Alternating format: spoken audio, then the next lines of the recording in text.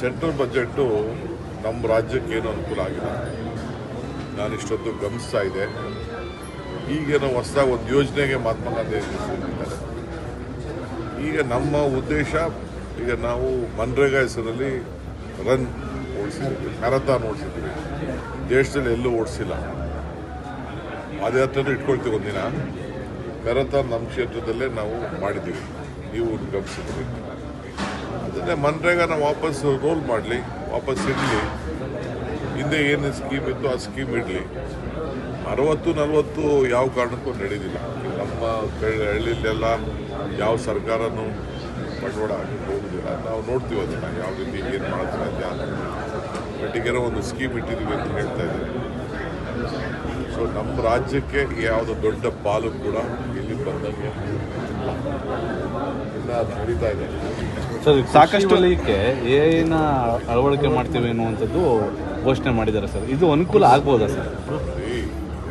ಮನ್ರೇಗಾ ಕೂಡ ನಾವು artificial intelligence ಮೇಲ್ಗಡೆಯಿಂದ ನೋಡ್ಬಿಟ್ಟು ಡೆಲ್ಲಿಯಿಂದನೇ ತೀರ್ಮಾನ ಮಾಡ್ತೀವಿ ಯಾವ ಊರಲ್ಲಿ ಕೆಲಸ ಮಾಡ. ಈ ಕೂಲಿ ಸಿಕ್ಕೋದು ಯಾವಾಗ? ವ್ಯವಸಾಯದ ಕಾಲದಲ್ಲಪ್ಪ. ವ್ಯವಸಾಯದ ಕಾಲದಲ್ಲಿ ಕೂಲಿ ಕೊಡೋಕ್ಕೆ ಏನು ತೊಂದರೆ ಅವ್ರಿಗೆ? ನಾವು ಅವ್ರ ಜಮೀನೆಲ್ಲ ಅವ್ರು ಮಾಡ್ಕೊಳಕ್ಕೆ ಹೇಳ್ತಾ ಇದ್ದೀವಿ. ಈಗ ಕಾಂಟ್ರಾಕ್ಟರ್ ಕೆಳಗಡೆ ನೀವು ಮಾಡಿ ಅಂತ ಹೇಳ್ತಾರೆ. ಕಾಂಟ್ರಾಕ್ಟರ್ ಕೆಳಗೆ ಯಾರು ಮಾಡೋಕ್ಕೆ ಹೋಗ್ತಾರೆ? ಸೊ ಆರ್ಟಿಫಿಷಿಯಲ್ ಇಂಟೆಲಿಜೆನ್ಸಿಂದ ವ್ಯವಸಾಯಕ್ಕೆ ತಂತ್ರಜ್ಞಾನ ಇದೆ, ನಾನಿಲ್ಲ ಅಂತ ನಾನು ಹೇಳೋದಿಲ್ಲ. ಈಗ ತಳಿಗಳು ಮಾಡಬೇಕಾದ್ರೆ ಬೇಕಾದಷ್ಟು ಕೋಳಿ ತಳಿ, ಬೇರೆ ಬೇರೆ ತಳಿ ಮಾಡಬೇಕಾದ್ರೆ ಬೇಕಾದಷ್ಟು ಹೊಸ ಟೆಕ್ನಾಲಜಿಗಳೆಲ್ಲ ಬಂದಿದೆ. ಸೊ ನಮಗೆ ರೈತರಿಗೆ ನಾವು ಈಗ ರೇಷ್ಮೆಗೆ ಇಲ್ಲಿ ಉತ್ತೇಜನ ಕೊಡಬೇಕು ಅಂತೇಳಿ ನಾವು ಯಾವ ಹೊರಟಾಗ ಈಗ ಹೊರಗಡೆಯಿಂದನೂ ಕೂಡ ನಮ್ಮ ಕನಕಪುರದಲ್ಲಿ ಎಷ್ಟು ಬೆಳೀತಾ ಇದ್ದಾರೆ ಅಷ್ಟೇ ಬೆಳೆ ಹೊರಗಡೆನೂ ಈಗ ಪ್ರಾರಂಭ ಆಗ್ತಾ ಇದೆ.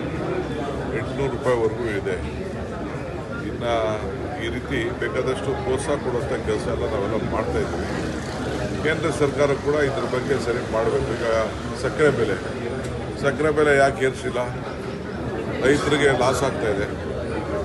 ನಮ್ಮ ರಾಜ್ಯದಲ್ಲಿ ನಾವೇನೋ ದೊಡ್ಡ ಡಿಸಿಷನ್ ತೊಗೊಂಡಿದ್ದೀವಿ. ಸಕ್ಕರೆ ಬೆಲೆ 40-50ವರೆಗೂ ಹೋದ್ರೂ ಏನು ತೊಂದರೆ ಆಗೋದಿಲ್ಲ. ಕೇಂದ್ರ ಸರ್ಕಾರ ಇನ್ನು ಮೊಲಸಿಸ್ಸು ಸಕ್ಕರೆ ಬೆಲೆ ಏರಿಸ್ತಾ ಇಲ್ಲ. ಯಾಕೆ? ಮಹಾರಾಷ್ಟ್ರದಲ್ಲೆಲ್ಲ ಕಾಂಗ್ರೆಸ್ ಅವರು ಇಟ್ಕೊಂಡ್ಬಿಟ್ಟವ್ರೆ ಅಂತ. ಯಾವ ಕಾಂಗ್ರೆಸ್ ಇರೋರಿಗೆಲ್ಲ ಈಗೆಲ್ಲ ಎಲ್ಲ ಕೋಆಪರೇಟಿವ್ ಸೆಕ್ಟರ್ ಕೆಲಸ ಮಾಡ್ತಾರೆ. ನೀವೇನಾದ್ರು ಸಕ್ಕರೆ ಬೆಲೆ ಏರಿಸಿಲ್ಲ ಅಂದರೆ ಇರೋ ಕೋಆಪರೇಟಿವ್ ಫ್ಯಾಕ್ಟ್ರಿಗಳೆಲ್ಲ ಮುಚ್ಚಬೇಕಾದಂಥ ಒಂದು ಪರಿಸ್ಥಿತಿ ಬರ್ತದೆ. ಹಾಗೆ ನಮ್ಮ ಭಾಗದಲ್ಲಿ ಸುಮಾರು ಒಂದು 5 ಜಿಲ್ಲೆಯಲ್ಲಿ ಶುಗರ್ಗೆ ನಾವು ಬೆಳೀತಾ ಇದ್ದೀವಿ. ಎಲ್ಲ ಕಂಪ್ಲೀಟ್ ಲಾಸ್ ಆಗ್ತದೆ. ಸೊ ರೈತನಿಗೆ ಏನು ಸಹಾಯ ಮಾಡಿದ್ದಾರೆ? 8 ವರ್ಷ 9 ವರ್ಷ ಆಯಿತು ಸಕ್ಕರೆ ಬೆಲೆ ಏರಿಸಿ. ಇದೆಲ್ಲ ಕೇಂದ್ರ ಸರ್ಕಾರ ಮಾಡಬೇಕಾದ ಮತ್ತು ರೈತ ಬೆಳೆದಂಥ ಎಲ್ಲ ಬೆಲೆಗಳಿಗೆ MSP ಬೆಲೆಗಳಿಗೆ ಅವರೇ ಕಂಟ್ರೋಲ್ ಇಟ್ಕೊಂಡಿದ್ದಾರೆ. ಅದಕ್ಕೆ ಅವಕಾಶ ಮಾಡಿಕೊಡ್ಬೇಕು ಸರ್. ಸಾಕಷ್ಟು ನಿರೀಕ್ಷೆ ಇತ್ತು ಈ ಬಜೆಟಲ್ಲಿ. ಬೆಂಗಳೂರಿನ ಅಡಿ ವಿಶ್ವ ನೋಡ್ತಿತ್ತು. ಸೊ ಹೈಸ್ಪೀಡ್ ರೈಲ್ ಬಿಟ್ಟರೆ ಬೇರೆ ಏನೂ ಕೊಟ್ಟಿಲ್ಲ. ನಿರ್ಮಲಾ ಸೀತಾರಾಮನ್ ನಮ್ಮ ರಾಜ್ಯವನ್ನು ಪ್ರತಿನಿಧಿಸ್ತಾ ಇದ್ದಾರೆ. ಯಾವ ಸ್ಪೀಡ್ ರೈಲು ಬರಲ್ಲ. ಈಗ ಇರೋದಕ್ಕೆ ಯಾವ ದುಡ್ಡು ಇಲ್ಲ. 50-50 ಆಗೋದಿಲ್ಲ. ನಾನು ಬೇಕಾದ್ರೆ 90-10 ಮಾಡಲಿ, ನಾವು 10% ನಾವು ಕೊಡ್ತೀವಿ.